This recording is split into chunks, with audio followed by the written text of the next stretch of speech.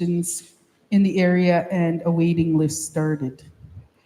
It was also, so, Wikwemekong was a leader in this type of initiative, in this type of construction. Wikwemekong is normally looked to as being a leading voice and a leader in a number of different issues. So we can trace back on this issue to the 60s that Wikwemekong wanted to look after its elders and its aging population.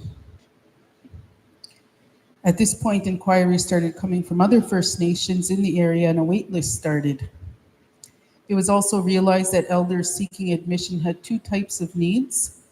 Some were for chronic illnesses that need regular nursing care, or for some it was for poor living conditions and could not be serviced medically in their own home, or it was not medically conducive to be in their own home. At this time in our community, only a few homes had running water, and indoor plumbing and many medicines were complex and difficult to administer. So the idea of a full-blown nursing home emerged. Indian Affairs had no housing or economic development funding for such activities, and Wikwemekong had no funds of its own. So in 1971, we received financing through CMHC for construction. We had to furnish the homes ourselves, so local fundraising was done, and we gathered up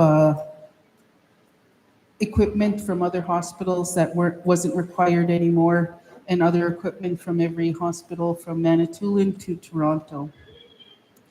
Our initial 3-bed facility was unable to meet the demand for accommodation, so a separate 12-bed group home was built in 1978 to accommodate persons needing only residential care.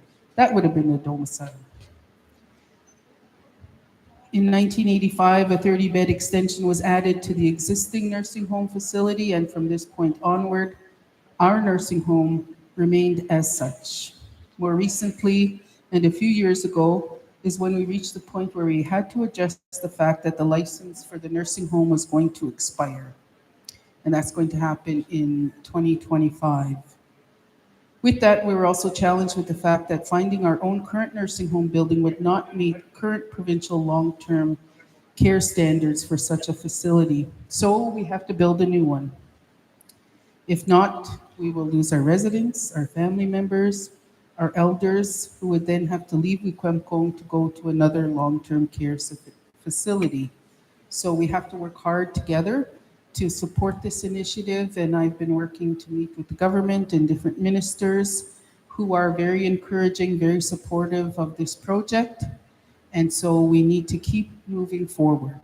That's the message that I'm getting from each of my meetings, is that we need to keep moving and keep seeing this to a reality. So our entire community has come together over the years to make sure that this didn't and does not happen. We launched a fundraising campaign, and we have close to $1 million raised through that. We have a dedicated Elders Home project team working tirelessly on all aspects of building and seeking funds for the home. As your GIMA, I have met with federal and provincial ministers and their senior staff to further push for support and funding for our new home. It is coming.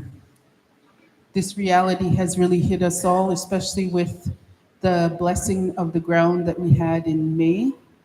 I think that everyone was encouraged to see that that is one step towards the reality of building the home. And I feel very blessed to have been a part of that ceremony. I'm sure all of you do as well, because it's, like I said, one step closer to the reality of respecting our own laws, that we look after our elders.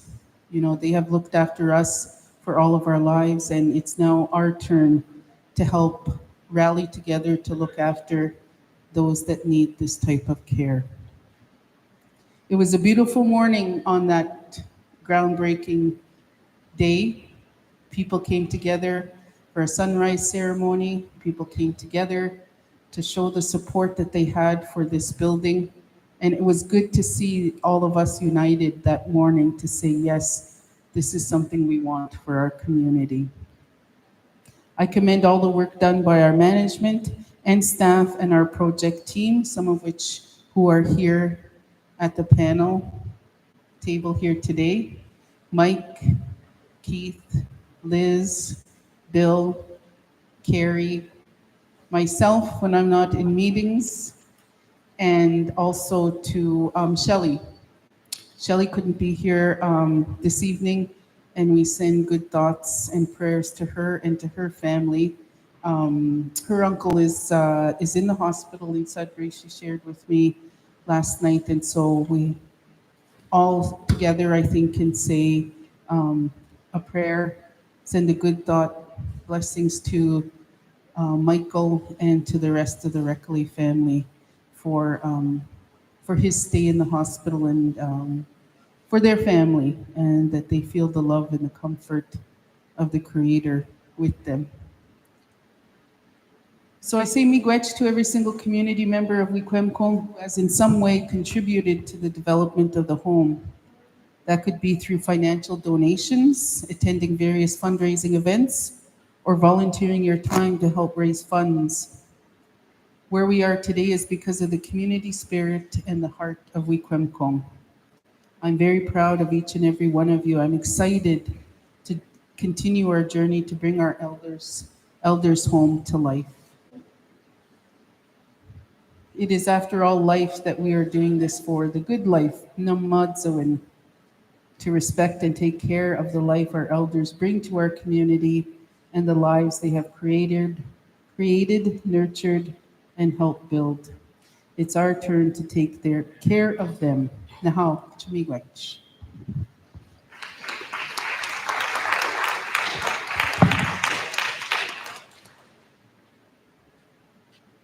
So now, returning back to the stage for an encore performance for a very tough crowd is Rachel Manitowabi. Okay, that went over well. All right, so we have a PowerPoint presentation that I'll be doing tonight. Shelley was originally planned to do this presentation, but like I said, she's away for family reasons, and so I'll be doing the PowerPoint presentation for her. Okay, so as mentioned, with the basic history that was shared just now, we come to today. Why do we need a new elders home? Well, because the Wikwemkong Nursing Home license will be expiring in June 2025, which is less than 2 years away. The design standards for the long-term home have drastically changed over the years, and our current nursing home does not meet these provincial standards.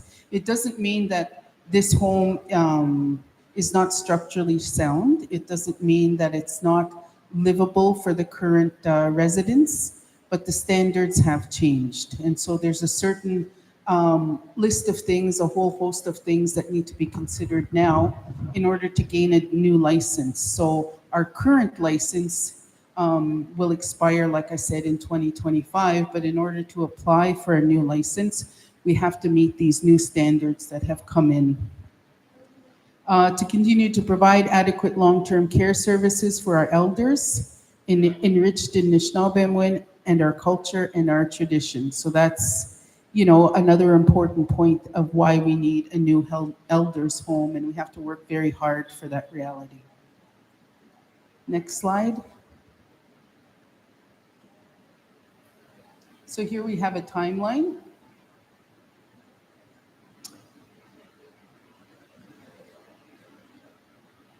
So the current license was put into effect July 1st, 2010.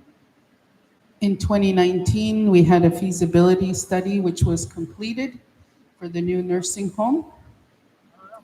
In March of 2020, we all know that life changed for everybody, and that includes for the efforts for the nursing home.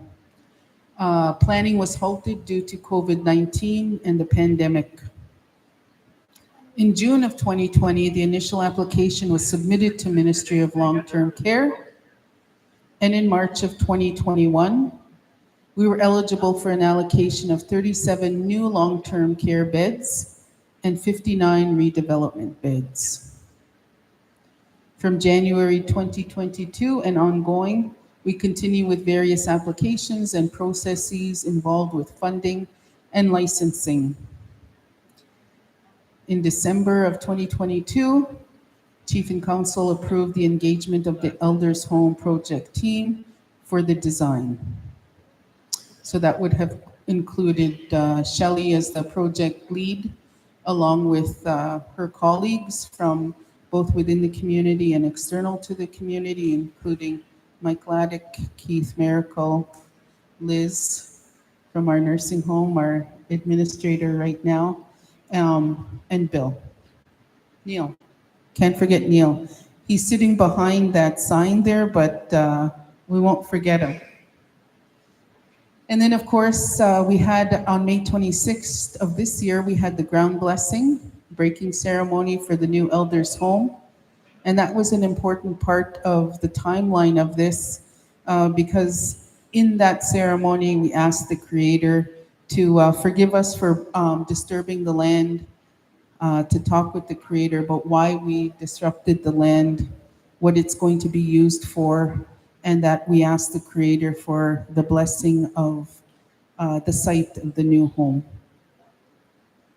Because we can't, I think as Anishinaabe people, we all know that we can't do anything without the Creator, and the Creator and the spirit of Anishinaabe Odsawin needs to be present in order for us to be successful in anything we do as individuals, as a collective, and as a community. So that was a very important part of our history. And then the last portion of this timeline is that our current nursing home license expires, which is around this time, June, July of 2025. Next slide, Vince.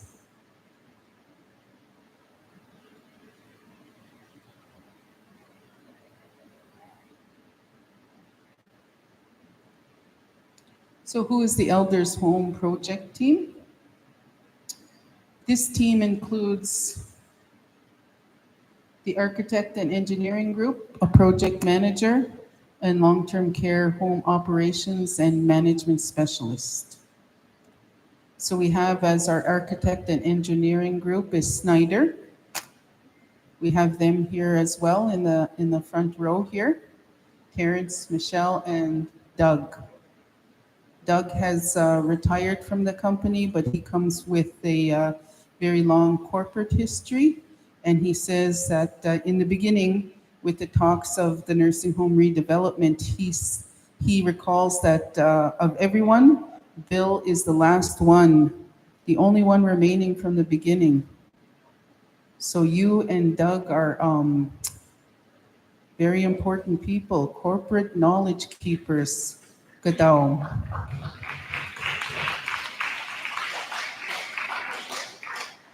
And then we also have a project manager.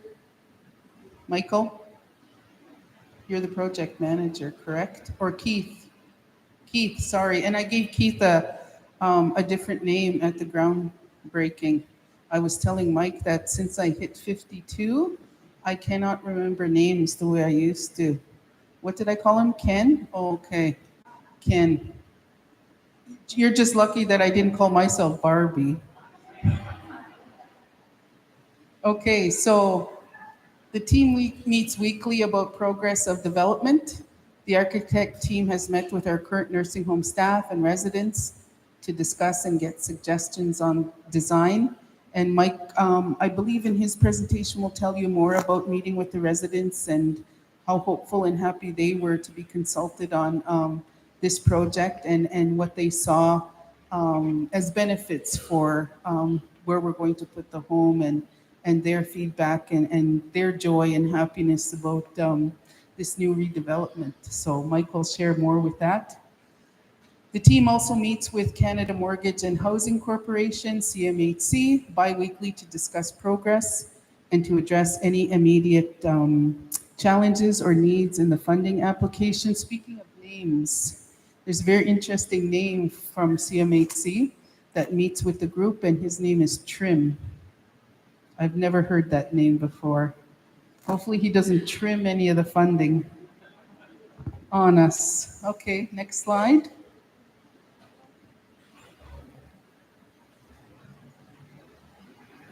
Other work that's completed or ongoing in March 2023, the team was tasked to fulfill site preparation specifications, submit the drawings to the Ministry of Long-Term Care with the intention to have site preparation work tendered for July 2023 now, and for the work to commence by August 31st, so at the end of next month. A site survey, challenges to keep on time during the winter ground was covered, as well as, the conditions during winter construction. So we need to make sure that we stay on track, stay on time, so that we minimize those costs during winter construction. A geotechnical firm was, what is this supposed to say? Was water and wastewater plants confirmed to have sufficient capacity to service the field? Okay. So a firm was contracted, I think it's just missing a word there, so that water and wastewater plants have the capacity to deal with this new home in our community, this new building and this new construction.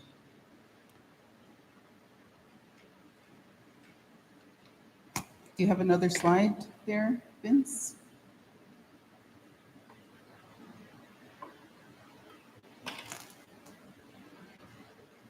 And just in conclusion, we want to say that everyone is working very hard. The basic premise of this PowerPoint presentation that Shelley was to give to you was to say that there's work being done every day, and that the team meets on a weekly, bi-weekly basis, as needed basis, and everyone is working very hard to achieve all of the goals and all of the objectives that we need to make sure that this construction is on time, is relevant to our elders, that it meets the needs of the community, and that we meet all of the standards of building home construction, both at the provincial and federal level. So everyone is working very hard, including this team that you have before you. So Chumigwech to the team, Chumigwech to Shelley, who isn't here, and for all of their hard work on a daily, weekly, bi-weekly basis. They've been working very hard, I can tell you, to make this project a reality, and to make sure that we have, a place that we can call home for our elders once our new license will be coming to us in July of 2025. Nahau, Chumigwech.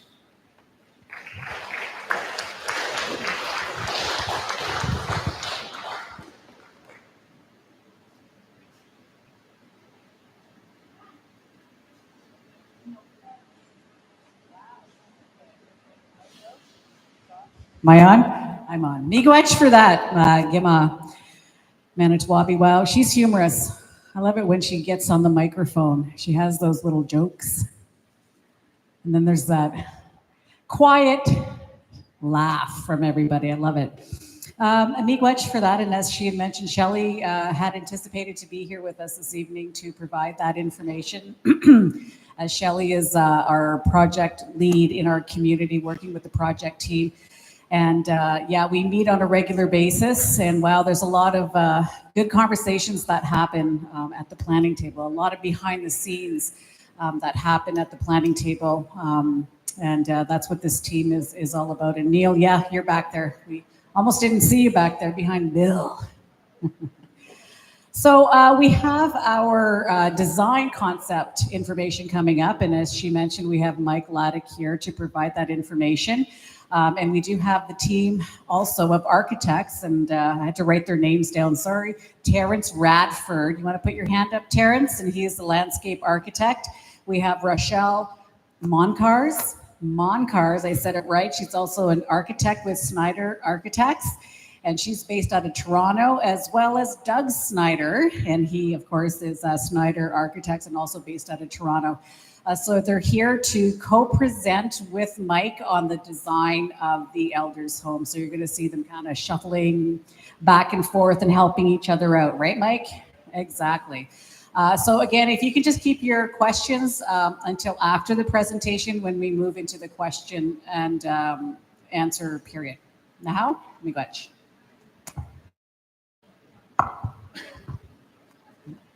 Do we have our slide presentation queued up? Oh yeah, okay. So thank you everybody for coming. These events are almost as important as the building itself. And between, I think, Carrie and Gima, presentation's almost done, so I can't, they stole all my thunder. So you've met the design team. So Third Line Architects, which is me, Mike, is in partnership with Snyder Architects, which was Rochelle and Doug. And just a brief lead into a little bit about the partnership, just so everybody understands. The partnership itself goes back quite a ways. Doug, you can confirm, but I think Doug and Dennis Castle, and my mentor, went to school together. And long-standing friendship evolved, and it's evolved into a partnership on projects such as these. So the two firms are very like-minded. We operate the same way. We believe in face-to-face. We believe in conversation, talking out loud, and hearing from the people that are going to use the buildings that we design and work in. So it's been great, and it's been great. And as been stated before, we've been working in the community now for quite a while. Some of the project started way back in 2017, and I think Doug was probably working with Bill even prior to that. So there's a long history there of working in the community, getting to know everybody. We certainly don't stand here and purport to know everything. That's why we're here. We want to hear from you. We've done a lot of different consultations over the years, starting in 2017, 2018, with the feasibility study. And then just recently, since starting up the project again in January, again, as Gima and Carrie had stated, we've been meeting bi-weekly now for almost 6 months, moving forward, hitting dates and targets that the ministry's laid out for us. There are some fairly strict rules and regulations that go with designing a long-term care facility. Some of the best meetings we've had actually have been in the home with Elizabeth and the residents, and I think we heard some great conversations, some great ideas, and we're going to continue those talks. And when I get to the site, I'm going to jump back to one of those stories because it kind of hit home quite a bit as to why this site is important. And I'll also answer, well, no, I guess we're supposed to hold questions to the end. So maybe next slide. So as was said before, the current home was constructed in 1972. It was a bit smaller back in the day and then grew to a 59-bed facility. Actually, funny story, apparently it was a 60-bed facility, and somewhere down the line, a bed got lost somewhere. So it actually is a 59-bed facility. We're not sure how, but that's why it's a 59-bed facility. And just to reinforce what Gima was saying earlier, part of the feasibility study back in 2017 was a site conditions assessment of the building, both architecturally, structurally, mechanically, and electrically. So the building is sound. The building works. It's dated, obviously, but there's nothing wrong with the facility other than the fact that the long-term care codes have changed over time, and the facility no longer meets those particular codes and standards, which has nothing to do with its structural stability. So everyone, please rest easy. There's nothing wrong with the building. In fact, once the new home is made, I think that building would be a prime real estate for future development. Somebody else could move into it, whether that be another care type facility, retirement residence, office facility, but the asset itself is in great shape. So it needs a little bit of TLC, but again, it just doesn't meet the current long-term care codes and standards. That's all. So long-term care, just in a nutshell, it's for people. It's a place for people that cannot look after themselves anymore, that need assistance, that can't stay in their own home without care. And there are various different types of ailments that affect us all in time. You know, as Gima was stating, I'm already 52, and I've got my magnifiers that I got at Costco, so I can read from here to here or when I'm in the grocery store. So things change over time, and we're all going to end up being in these places. So I think that's one of the things that you know, I look at Doug and Rochelle and our partnership with Snyder, and I'll talk a little bit about it, and Rochelle's going to speak a little bit about the building, but they've really moved the needle on long-term care. So they've done the best that they can working within the rules and regulations, and it's pushing the boundaries. Hopefully those boundaries push even further in the future, but we're pushing those boundaries even with the design of this new home. It's a bit faded, but one of those major moves is basically what Doug, sorry, I feel like you should be up here presenting too.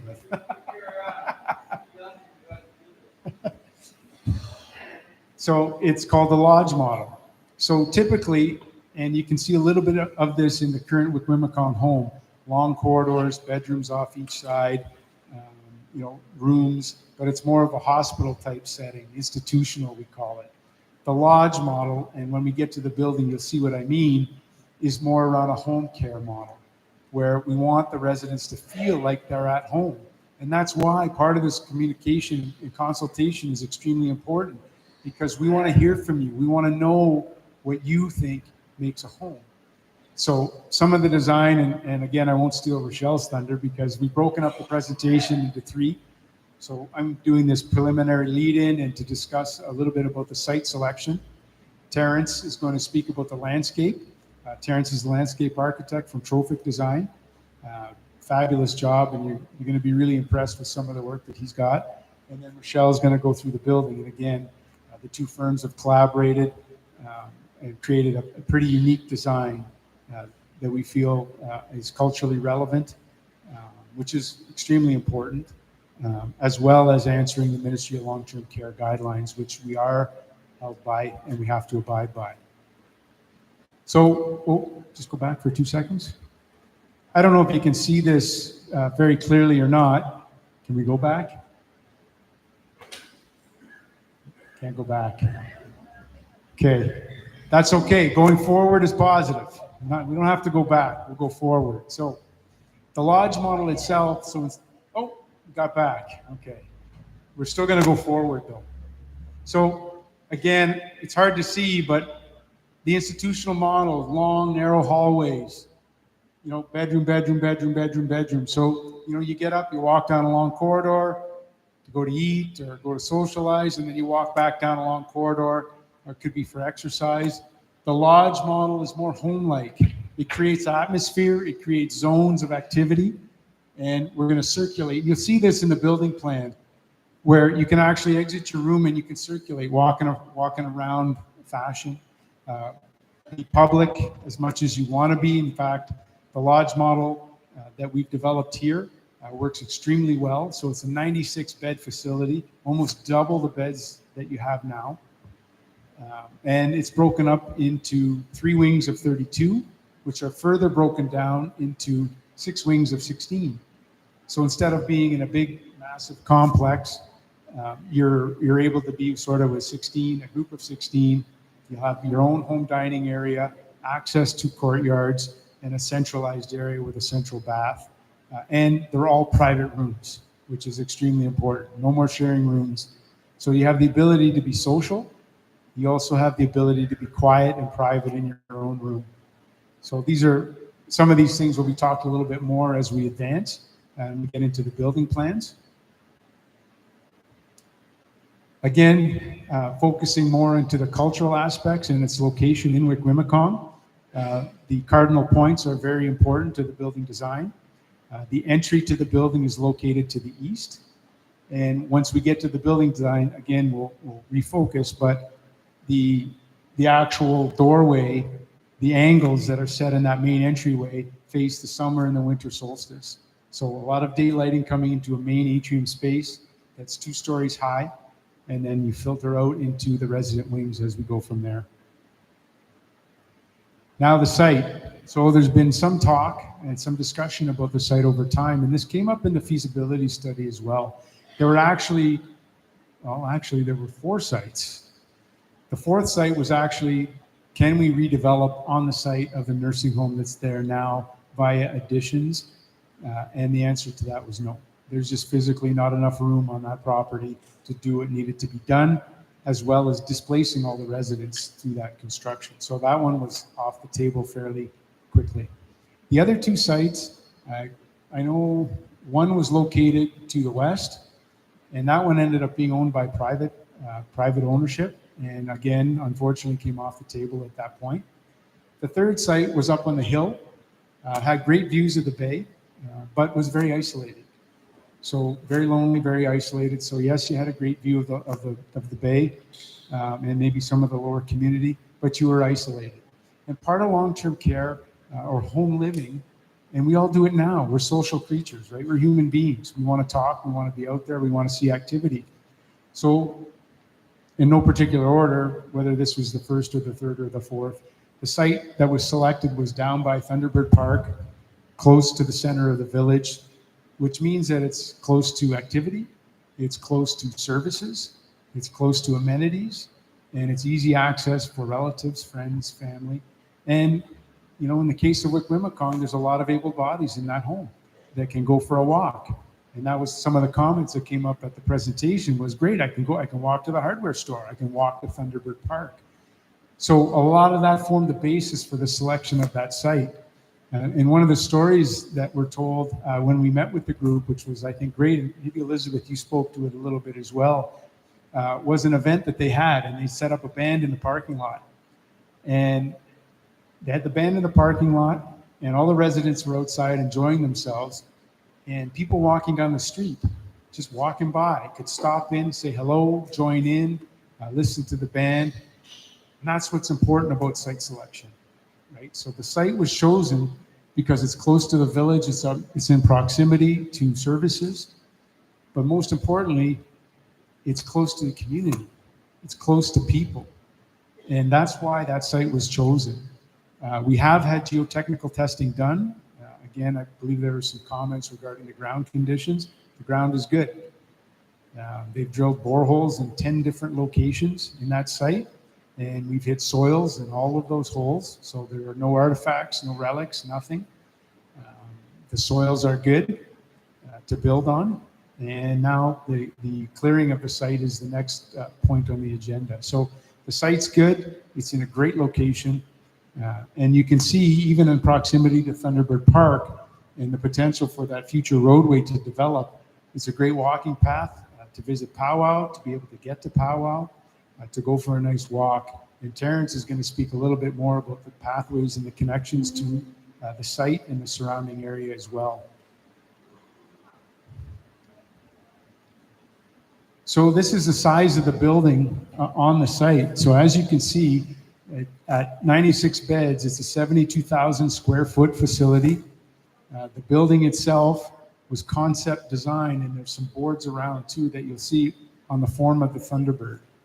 So the wings of the Thunderbird,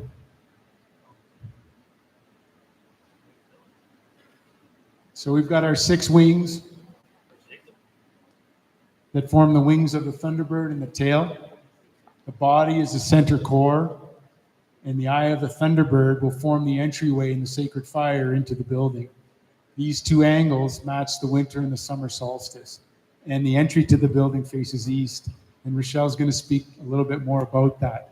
But the concept behind the building was the Thunderbird, and that's how that form developed. Oh, and I guess we're onto the landscape. We're onto the landscape. So I'd like to introduce Terrence Radford from Trophic Design, and he's got a good number of slides here to go through. Pretty exciting, actually. He's done some really great thinking, and over to Terrence. Thank you, Mike. Taji, my name is Terrence Radford. I'm from Trophic Design, as has been mentioned. I'm the landscape architect for the project. I'm originally from northern British Columbia, way up north near the territories in a small town called Fort Nelson, but I moved to Ontario in about 2017, and I've been working here since then. So it's been really great to work with Snyder and Third Line, and I'm really excited to present the landscape to you. We're going to move through this fairly quickly, so if you have any questions, just write them down and we can answer them at the end. So what's guiding the landscape design right now are a number of principles that are kind of informing everything that we do in the design currently and in moving forward. And so that's looking for opportunities for storytelling and narrative through to the design of the project. making sure that we create a place and an identity for the new LTC. Ensuring that it's a barrier-free environment so that there's no steps or excessive ramps or grade changes, so anybody can use it, whether they're using a mobility device, walking with a cane, or a walker, or if they're just family members, or maybe if they've had an injury, a broken leg or something, that they're easily able to navigate the site. That there's opportunities for food and medicine growing on site. That there's spaces for ceremony and gathering, that we're considering 7 generations, and that we're looking for opportunities for visual, cultural arts, crafts, and trades throughout the design. Next slide. So as Mike mentioned, the first big move with the landscape was the orientation of the building, which is oriented in the 4 cardinal directions, forming a ceremonial gathering point on the eastern side, and then positioning each of the resident courtyard gardens on the south, north, and western sides of the building.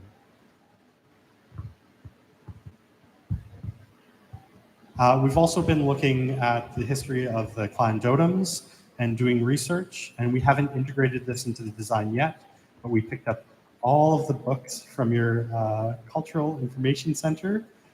Yes, and we've been reading all of the children's books that talk about the colors and the teachings and the clan systems and the sub-clans. And so I've been, using these children's books as my own educational tool, and looking for opportunities of ways that we might integrate these through a narrative on the site. Next slide. So one thing that has been identified is there is an existing black ash stand on the site, which is a wetland plant. And these are incredibly important and were protected provincially. That has been put on hold. They've also been affected by a bug called the emerald ash borer, which is significantly impacting our existing ash stands.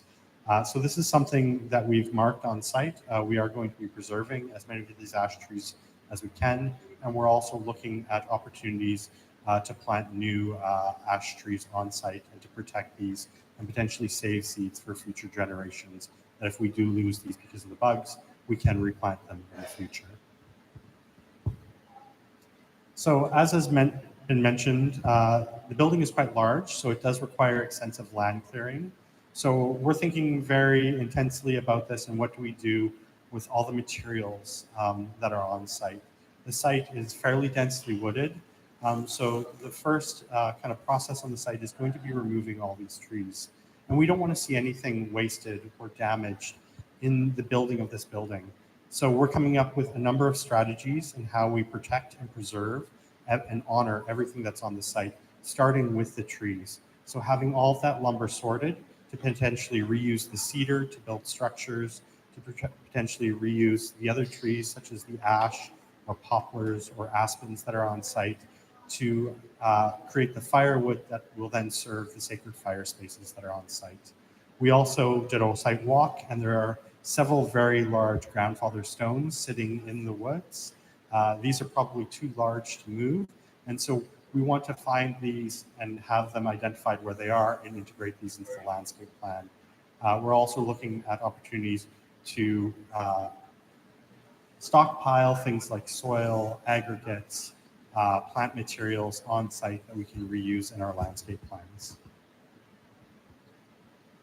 So this is our current landscape plan, and I'm going to walk you through each of the areas, take you on a bit of a journey through the site, starting with the eastern gateway, then taking you into the resident courtyards, talking a bit about stormwater management on site, talking about the paths and circulation, the parkland area, the parking lot, and the forest edge restoration areas. So starting in the east, when you arrive in the parking lot, this will be your main point of entry into the site. So I always think, maybe you've arrived and a family member is in the residence, maybe one of their friends has passed away recently. So before entering the building, you'd actually land at this ceremonial gathering space where perhaps there's been a fire burning for a few days. It's an opportunity to sit, offer medicines to the fire before you enter into the building. This is a space where a firekeeper could keep a public fire going for a period when somebody has passed away or during a special event. or at other times where ceremonial fire might be needed. And from this space, you would then enter into the main building. And these are just some images showing examples of what's inspiring us for this. So there's actually a woodworker on Manitoulin who built these beautiful reciprocal roof gazebos. And so we're looking at one that actually has 7 posts for the 7 grandfather teachings, and then 13 beams around the roof for the 13 moons of the year. And this naturally creates an opening in the center, this oculus in the center for the smoke from the fire to exit out of. Then integrated into the structure would be seating as well as storage for the firewood. Then surrounding that would be our plantings. There would be opportunities for various ceremonial and medicinal plants, as well as more open lawn areas and some specimen trees in this area. The next space is, go one slide back.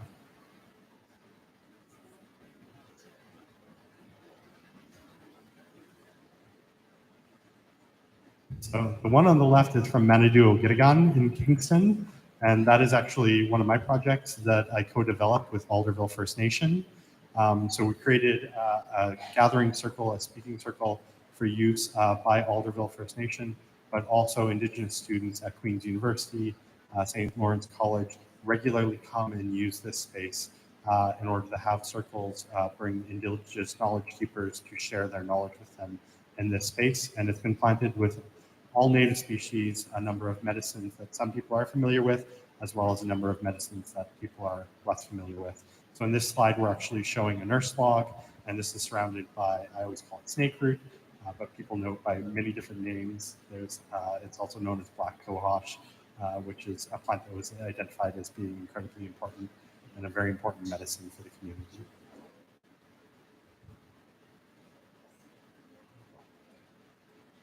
So once you enter into the building, you might go collect your family member, and one of the first stops you might make in the landscape is what we're calling the resident courtyards.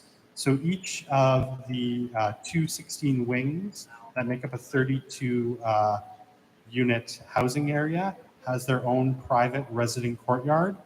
This is fully fenced and secured with a control gate, which is a requirement to the ministry, so that residents can go out and they're in a safe enclosed space that both controls who can enter and exit, but also ensures that residents can't accidentally leave the space if they become disoriented and wander out into the community. So each of these courtyards is designed with a kitchen garden. And so this might be somewhere where you come with your family, there's a barbecue and a countertop, and then raised vegetable or herb garden affiliated with that. So you might do some barbecuing, maybe make a tomato salad with some basil that's actually grown in the little garden that's affiliated with that area. Then once you've cooked your lunch, you might wander out.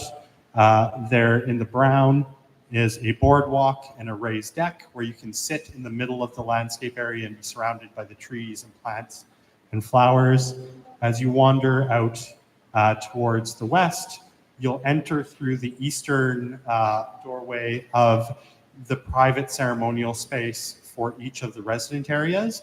So each of the residents has one of these circles, and on each of them we've changed the design slightly so you're always kind of entering from the east into this. And this is an opportunity for the residents and their families to have a smaller ceremonial fire space in the secured resident courtyard. Then as you continue on towards the west, there will be some larger open spaces that are programmatic areas, as well as some patios on the ends of the wings. These are areas where there could be tables with umbrellas to sit and hang out, play cards with family members. There might be raised garden beds there as well to do some gardening, as well as some raised planters. Maybe you want to pot up some pots or a hanging basket. That's something that you can do in these programmatic areas with your family members. And then there'll be a gate at the end of that that controls access in and out of this space into the larger landscape areas. And these are just some precedents showing how we kind of envision this looking with these raised planters with integrated seating, these raised tabletop planters that allow for gardening, and somebody in a wheelchair or using a mobility device to actually get up close into them and do gardening. Next slide. So, and the image on the right here is showing kind of the quality we're aiming for with the planting, which is this multi-layered kind of forested environment. And then on the left here is another picture of Manadoo Ogitagon with all the wildflowers and the medicines in bloom along this pathway, and integrated into that was one of the wampum belts that community asked for being represented in that project. Next slide. And this is just an image showing the food, the kitchen garden. So showing an example of a barbecue with a countertop, and then some of the herbs and plants that you might grow in that raised kitchen garden planter. And this is a section showing how that works. So we have these perimeter pathways, which are covered by the overhang of the building.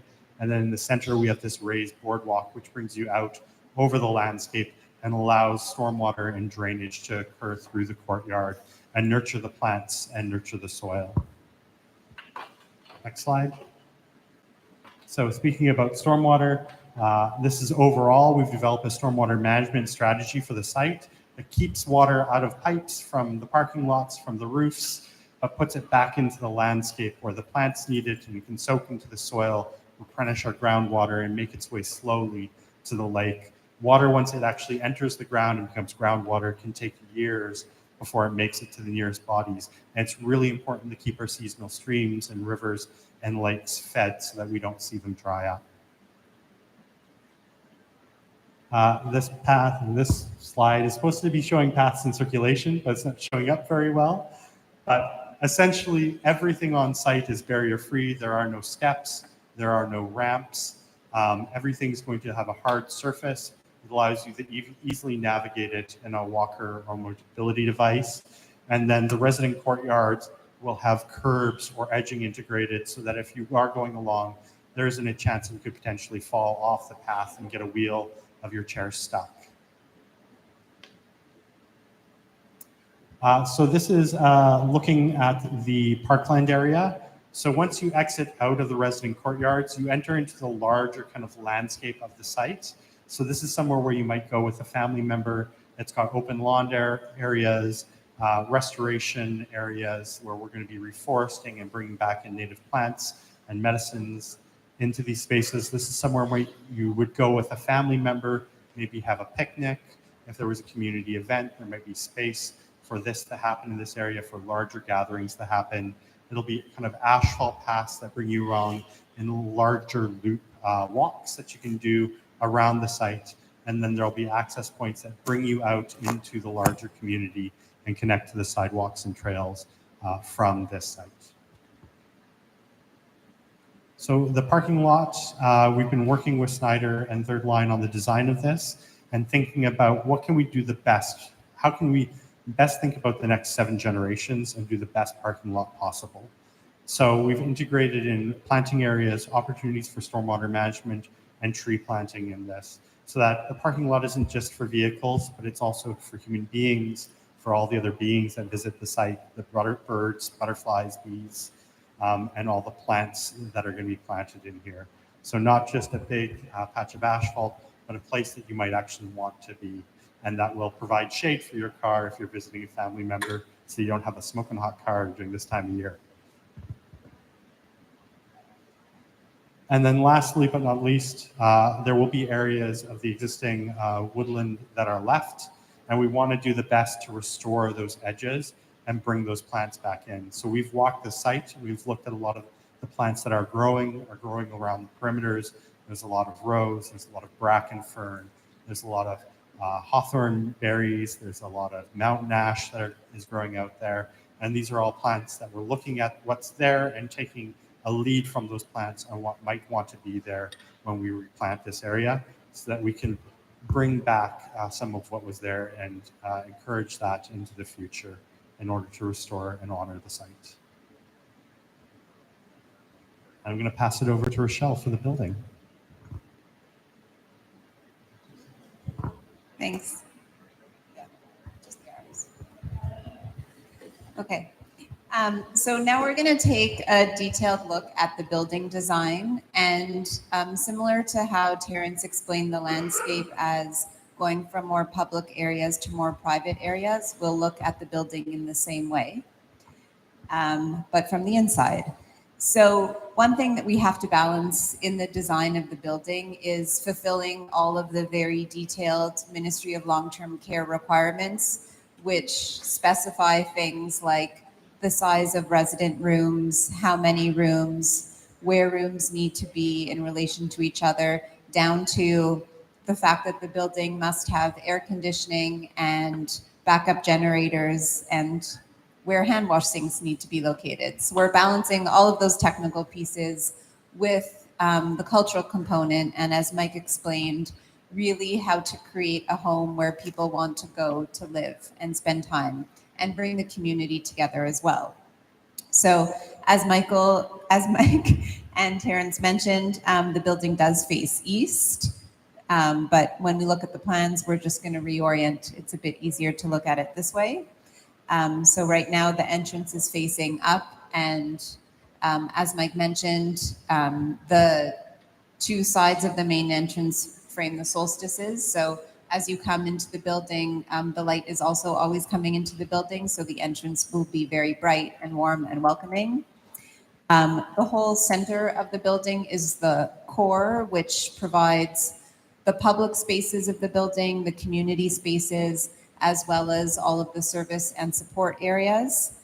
And then the resident areas, each of the wings are located around that in the west, south, and north, I guess. And each one, again, is for 32 people, and each lodge is for 16 people. So we're going to look first at the core. I don't know if it's too far, but there is a list of questions on the side of the slides. These are some things that you can think about, and maybe we can discuss more in the Q&A. Some things that we're looking on for your feedback and input on in terms of the building design, how you want it to look and feel, how you think these spaces may be used by the community, and how the community can be engaged within these spaces. So again, the core of the building is the most public location within the building. You come in from the main entrance under a covered canopy, so pickup and drop-offs will always be covered from the elements, into a really large community gathering space, which is that big oval in the center. And that's a space where the community can gather for ceremony, for storytelling, for bingo, family events, big gatherings. It's a place for all the residents to come together and for the community to come, and families as well. Around this space, I can see it's a bit hard to see. All right.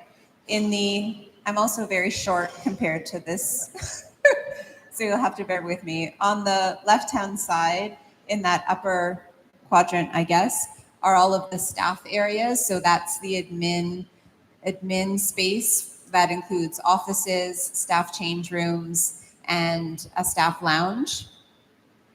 In the upper right hand in blue, Mike's helping. There we go. Teamwork. So that's actually a community space that is not part of the long-term care program. There's been a need identified in the community for a dialysis unit. So at the moment, that space is being allocated to be developed as a dialysis unit, and that would serve the community and any residents of the home who might need to use it. Moving along, Mike's going to help to the wellness area. There we go.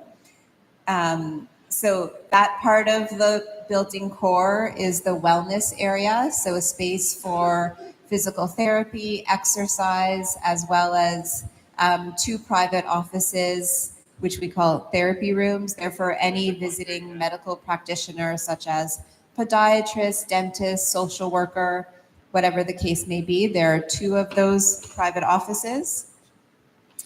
As we keep going, we have a meeting room. There we go, adjacent to the core. And that's for any It's a multi-use meeting room space for admin staff or anyone who might need it. As we keep going around, we have a staff training room on the other side, directly opposite. Yep. A lot of work is done on site now with staff, both in person and virtually through computers. So there's opportunity for training on site. And family dining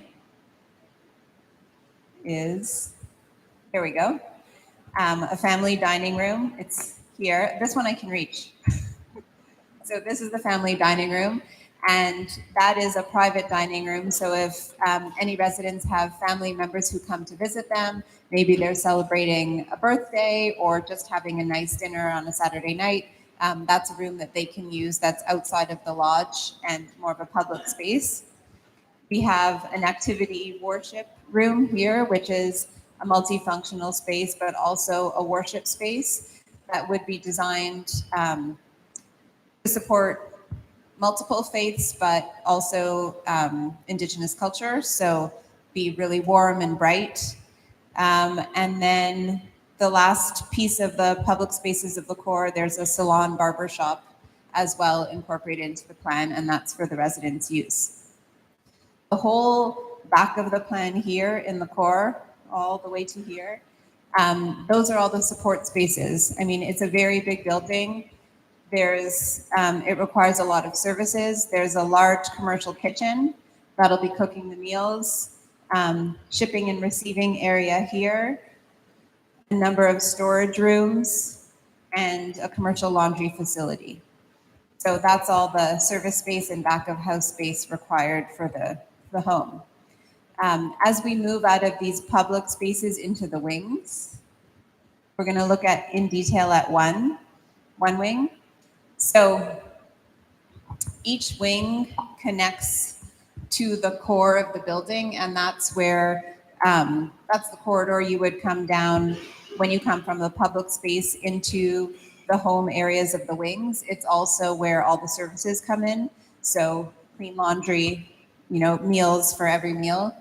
And then from these shared service spaces in the wings, you split off into the two lodges. And again, each lodge is for 16 people, and each lodge has 16 private rooms with private ensuite washrooms that include a toilet and a sink.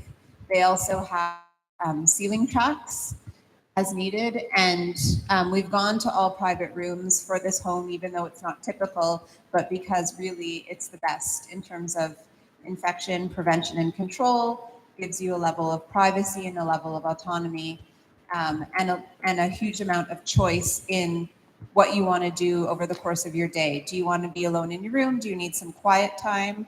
Or would you like to go into your lodge and hang out with the 16 people in the smaller home area, or into the main core of the building, which are the more public gathering spaces? So it really gives you that extra layer of choice in terms of how you want to spend your time.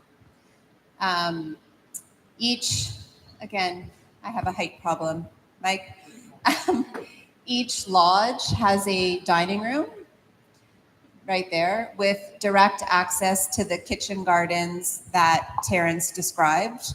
So from the dining room, you could go out and gather some herbs or plants, as well as traditional medicines. That could be a place where traditional medicine is practiced. We've included a traditional medicine storage and drying room in each of these home areas to support that.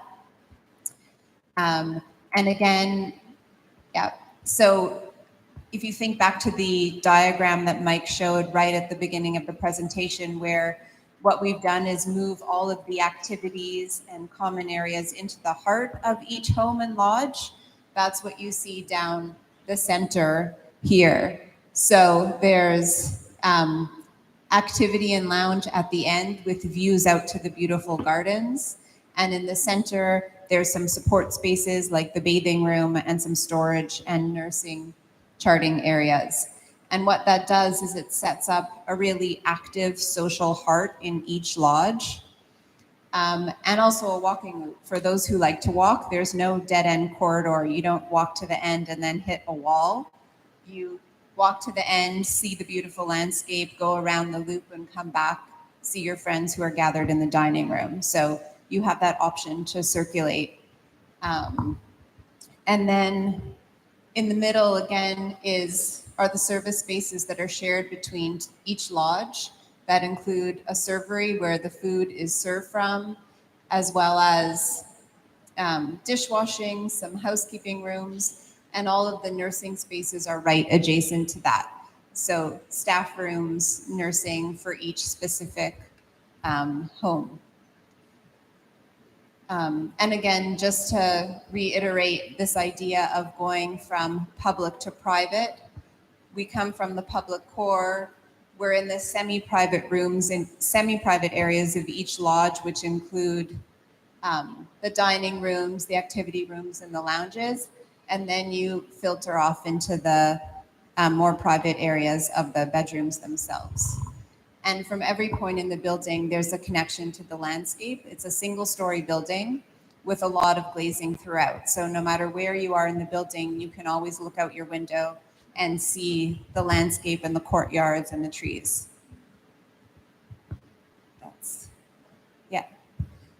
So this is just a more detailed blow-up of what the resident rooms look like and how big they are. They're about 14 feet by 12 feet. Yes. Which is big enough to accommodate wheelchair turning circle, big enough to gather with some family members. So again, not shared wardrooms, not semi-private rooms, enough space to call your own and make your own and gather with your family and friends. And the washrooms also are fully accessible. These are some preliminary early views of the building massing, how the entrance may look. You can see, there's a large covered canopy, there's a lot of glass, and it is a very large building. So part of the idea is to break it down so it looks more like a village and less like a giant mass in the landscape. And all the plantings will also help achieve that. That's it. I think we are now ready for questions. Thank you.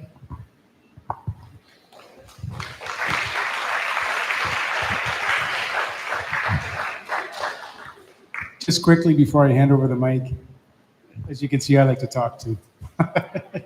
Not quite as good as Gimma. I think it's really important to emphasize the presentation by Terrence and Rochelle and the connection of the land to the building.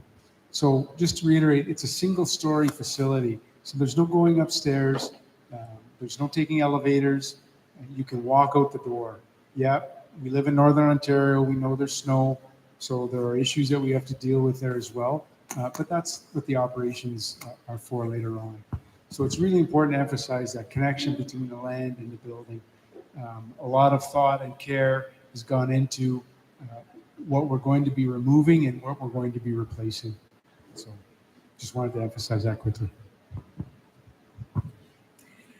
Miigwech, Mike, Rochelle, and Terrence for your presentation. Very informative. So what we want to do is we want to get some comments and some questions from our community.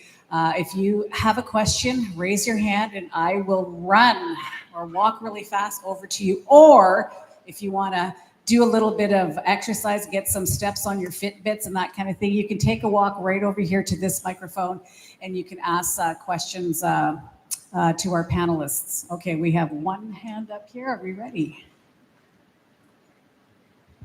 When will all this be taking place?